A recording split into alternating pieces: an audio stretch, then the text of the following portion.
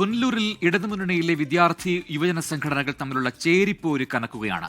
CPIM സംസ്ഥാന committee അംഗത്തിനെതിരായ AISF, AIYF പരസ്യപ്രകടനത്തിന് മറുപടിയുമായി SFI, DYFI പ്രവർത്തകർ തെരുവിലിറങ്ങി. പുനലൂർ SN കോളേജിൽ ASFനെ പരാജയപ്പെടുത്തി യൂണിയൻ തിരിച്ചുപിടിച്ച SFI, PS സുബാൽ MLA അടവ് പഠിച്ച സ്കൂളിലെ ഹെഡ്മാസ്റ്ററുടെ പ്രസ്ഥാനമാണ് SFI എന്ന ബാനർ ഉയർത്തി നടത്തിയ ആഹ്ലാദ പ്രകടനമായിരുന്നു പ്രശ്നങ്ങളുടെ തുടക്കം.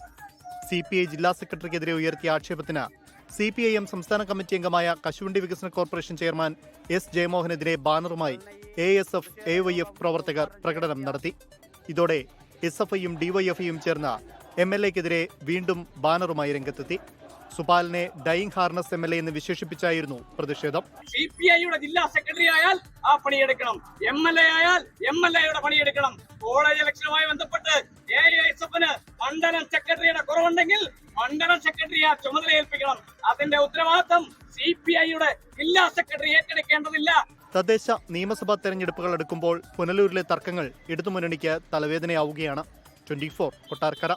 ലോകത്തെവിടെയായാലും ഏത് സമയത്തും 24 വാർത്തകളും ഓഗ്മെന്റഡ് റിയാലിറ്റി പാക്കേജുകളും എക്സ്പ്ലെയിനറുകളും വിശദമായി കാണാൻ ഞങ്ങളുടെ YouTube ചാനൽ നിങ്ങൾക്ക് സബ്സ്ക്രൈബ് ചെയ്യാം.